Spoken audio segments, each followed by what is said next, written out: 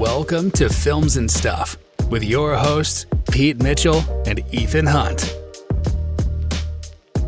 Hi, everybody. Welcome back to the Films and Stuff podcast. I'm Ethan, joined, as always, most valuable Pete. Hey, Pete, what's up? Not much, buddy. How are you?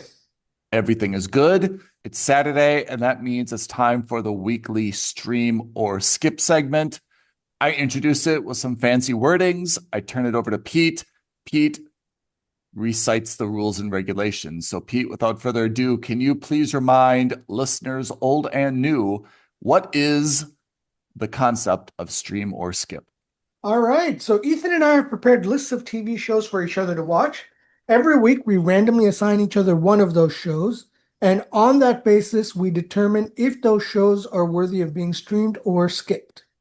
And then I say something clever like, that is why we call the segment stream or skip. Let's kick it off with you. I assigned you Department Q on Netflix. Yeah, that's right. I did not have any idea what it's about. I do now because I also watched 2 episodes. So let me hear your breakdown and then I can chime in because I watched it alongside with you. It looks like it's a crime procedural, but it's not a procedural. It's a drama. It takes place in Scotland.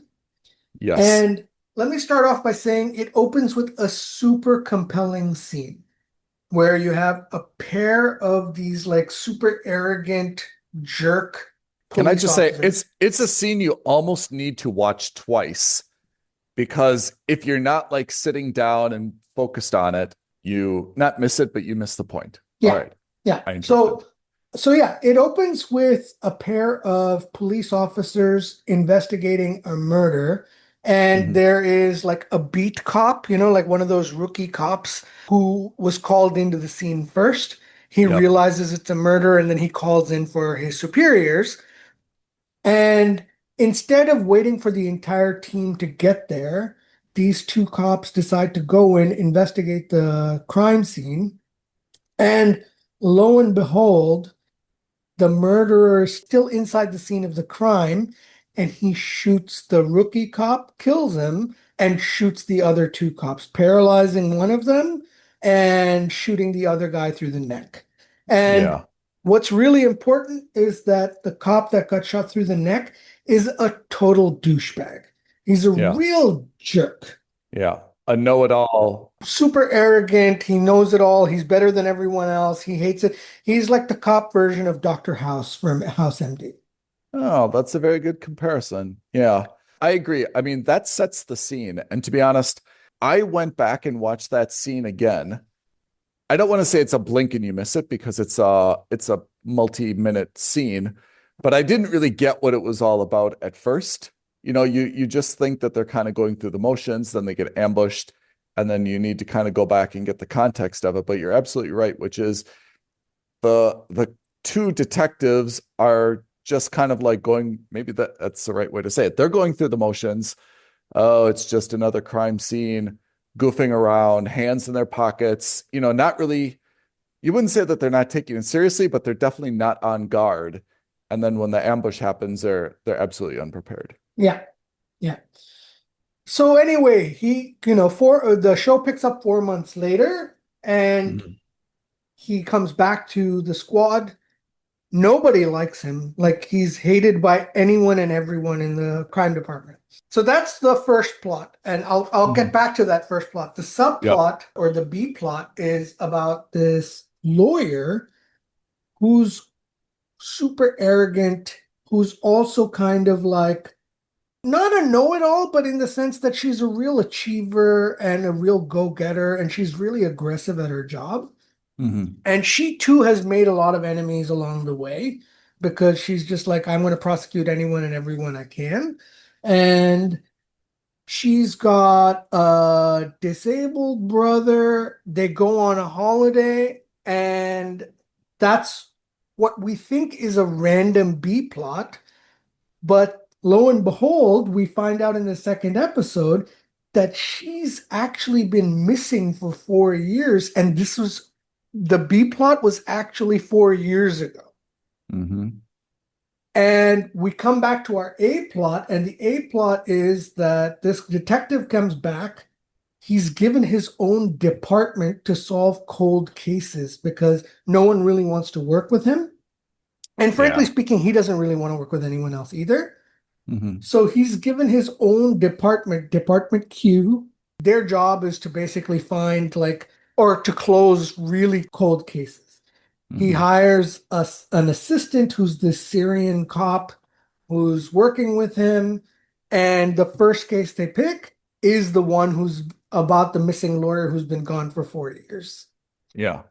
So I've only had time to watch the first 3 episodes. So there's the first two Mm. episodes. It's a really good thriller and it's a really great premise. However, I think that it's an incredibly slow burn. It moves slowly but deliberately. And for a long time, it was teetering between a mooch and a must subscribe for me.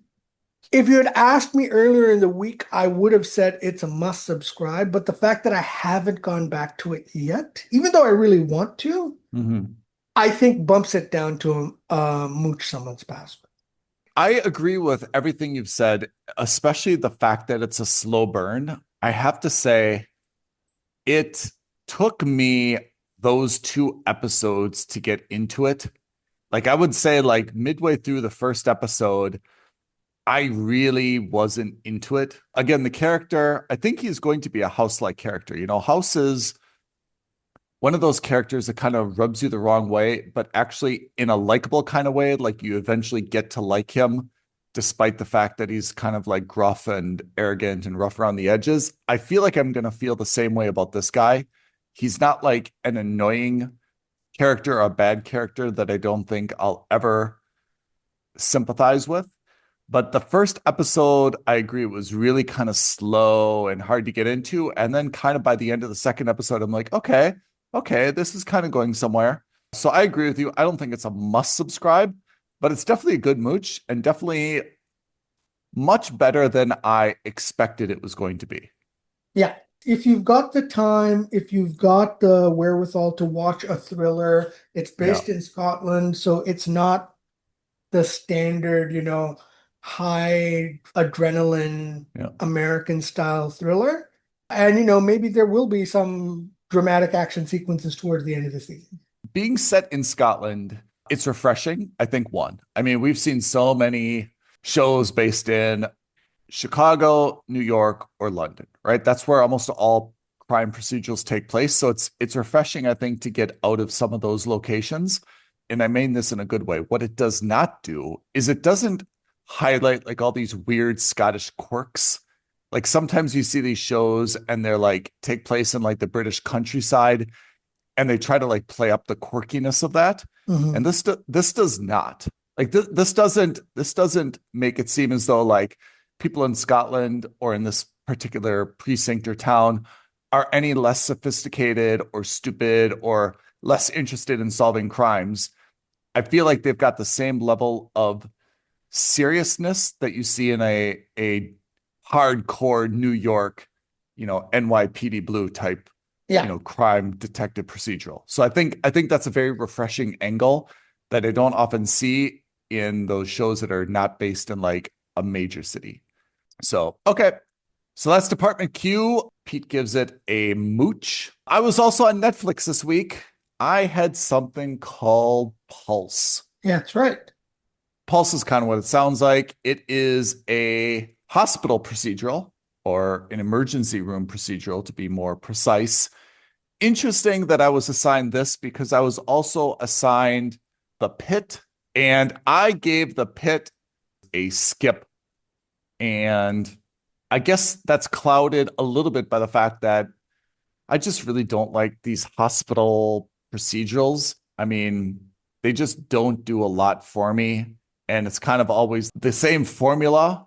And for folks who really, really like those procedurals, they're probably very satisfying. And I mean, I feel like these procedurals are watched by someone who comes home, long day, they just plop down on the sofa and they just want to like not switch off for a while, but just kind of like take their mind off of something. And this is a very calming, low risk type of show for them to watch. They enjoy the romance drama and they enjoy kind of the adrenaline of, what's going on in ER. And there's always some other personal issue. I get it.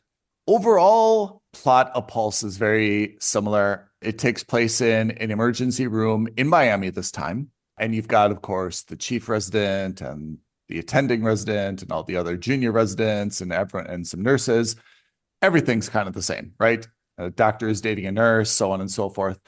The only thing that makes this a little bit different, we joined this show when one of the female residents has accused the chief resident of some type of sexual harassment, some type of workplace misconduct, apparently against her.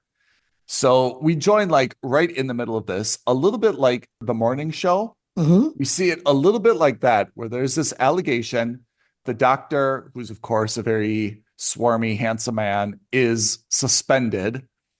And in a twist, the female resident who lodged the complaint is then promoted on a temporary basis to his position.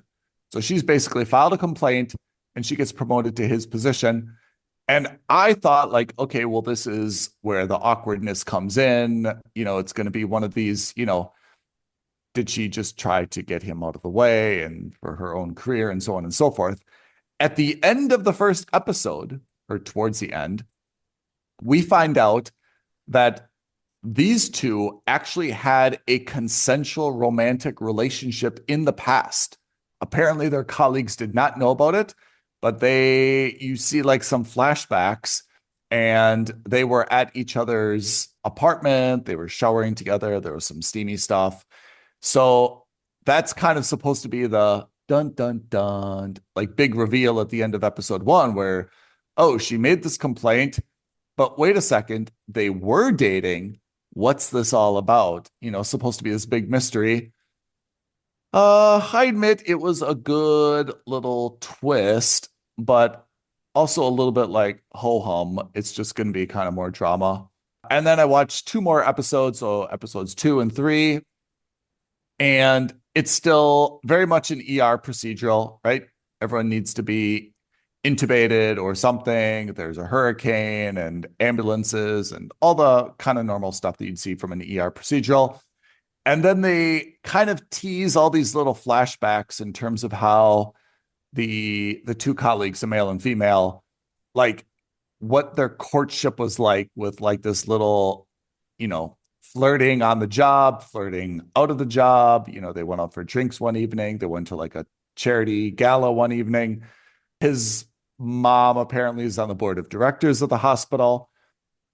Overall, it is a very tolerable, well-made show. No annoying characters. Everyone is reasonably likable. And that's why I gave it a mooch. But it's only a mooch if you like ER, emergency room, hospital procedurals. Okay. If this is your thing, you will probably like it. I thought it was a little bit more interesting than The Pit. Not by much. I kind of like the characters a little bit more, but again, not dramatically so. But overall, you could have switched them out. Apart from this, like HR complaint, that's really the only kind of plot difference between the two. So I would at best give this a mooch. For me personally, I'm not going to continue. I think it's a skip. But again, on Netflix, it's Pulse. If you like ER hospital procedurals, I think you'll find this quite compelling. So that is my review. And now we can go into next week, what we've assigned each other. Yeah. So next week, you are on Disney Plus / Hulu, and you are watching a show called 1,000 Blows. I am on Apple TV watching a new thriller called Smoke. I'm excited for Smoke because it is Taron Egerton. Yeah. Other news, since we have a little bit of time, the new season of Foundation has dropped on Apple TV Plus. I have to say, I loved Foundation on season 1. I felt like season 2 was a little bit slow and a lot of theoretical psychohistory stuff that was harder to get my head around. And now season 3, I feel like I've totally forgotten what this show is about. And I need to honestly read up a little bit, I think, before I start it. So that's the problem with Foundation, and I think that's a lot of the problems with Apple TV shows in general, Yeah. is there's such a long break between seasons.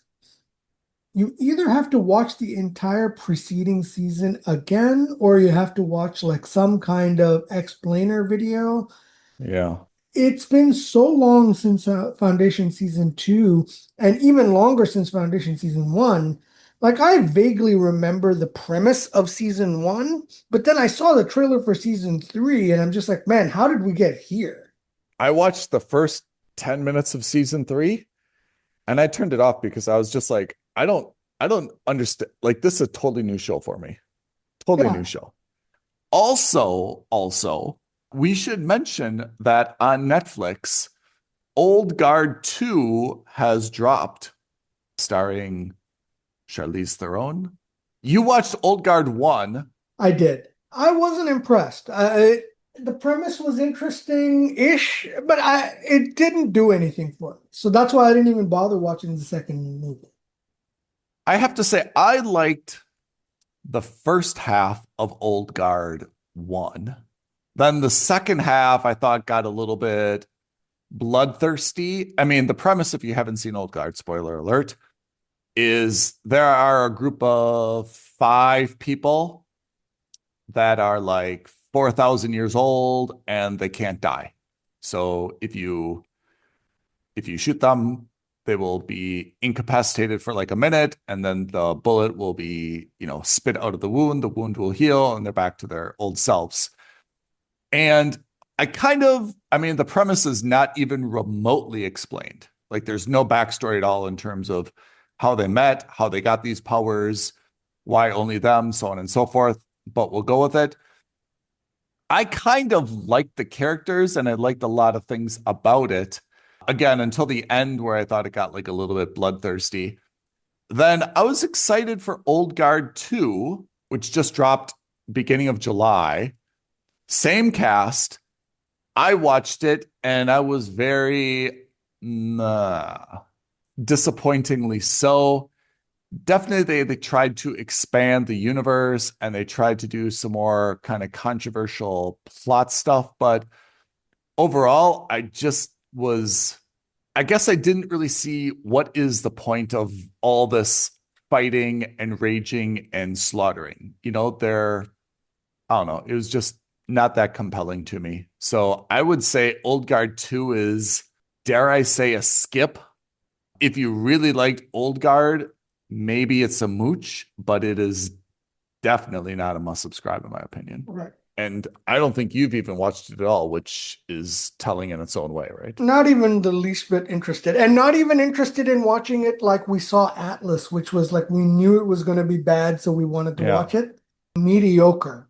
The idea that, people cannot die, I feel like should be, you remember Age of Adeline? Blake Lively, Harrison Ford, right? So Blake Lively somehow got this ability where she would not age, right? So she was like, not that she couldn't die, but she couldn't age. So she lived across, multiple generations, right? And I think she became like a historian because she was just like, look, I just love retro things. And, I've lived like so many decades or centuries or whatever. I thought that was kind of like a compelling storyline, and she kept moving from place to place so that no one would suspect why she's not aged at all. The Old Guard, I mean, I can probably wrap my head around the fact that they can't die, although again, it's not even remotely explained. I mean, they are allegedly humans, but I'm just weirded out by the fact that it's so violence oriented. Like, they seem to kind of be like these do-gooders that want to, like, they kind of want to be like this group of like elite Navy SEALs that like just save people randomly around the world. It's not really clear that they do it for money. And it really seems like it's a small scale way to like save the world. And at some point, Charlize Theron kind of mentions like, hey, like the world's getting worse, not better. And then you see some flashbacks, and they've kind of been involved in like every major war in the history of the world. So that's kind of, I guess, one of the things that I don't really like about this, which is like, what exactly is their purpose? What exactly is their strategy? Like, they're not really like these elite mercenaries. I mean, they're elite, but it's not like they're just doing this for money. And they're definitely not really making an impact. I mean, in fact, you could maybe argue that if they've been involved in every major war in the history of the world, that maybe they've always been on the wrong side if these wars keep happening, right? Maybe they're backing the wrong people. I mean, just to like take a contrarian view of it. So I guess I'm kind of like no longer compelled by their backstory. And then this new one, Old Guard 2, just kind of like avoids the backstory. And it's now kind of like two groups of them trying to like permanently kill the other group for reasons that are not, again, entirely clear why they can't just, it's only 8 people, why they can't kind of coexist in a very big planet, since they speak every language and know every custom, and you see them write notes to each other in like ancient Japanese or whatever. So I think the story's gone a little bit off the rails, and it's basically just an action movie that's got some loosely integrated plot about how the people can't die. That's it. Yeah. So again, I give it a probably a skip. I would not watch it again. And in fact, I think I turned it off a little bit earlier, but there is definitely, maybe not definitely, depending upon how it performs, but based on the plot, it seems there is definitely going to be an Old Guard 3. Yeah, I believe they've already greenlit 3 and I think 4 as well. Why don't they do it like Die Hard? Okay, they rhyme, Die Hard, Old Guard, but why, like, it was Die Hard, Die Harder, Die Hardest, right? They should do Old Guard, Older Guard, the oldest of the guard, like just Old Guard 3 is Anyway, that's on Netflix if anyone is interested to check it out. And I think that's all we've got today, huh? That's it. Pete, read off our YouTube and other social media creds so that people can like, launch, agree, disagree, comment, or make suggestions. All right, leave a comment below, like this video, subscribe to our channel, and don't forget to hit that notification bell. Could not have said it better myself. Everyone, thank you for joining this week. We will see you next week, same time, Films and Stuff podcast. Thanks all. Thanks, Ethan. Thanks, everyone. Bye now. Thank you for listening to another episode of Films and Stuff. If you haven't already, please subscribe and review on Apple Podcasts, Spotify, or wherever podcasts are downloaded. Films and Stuff. There is no substitute.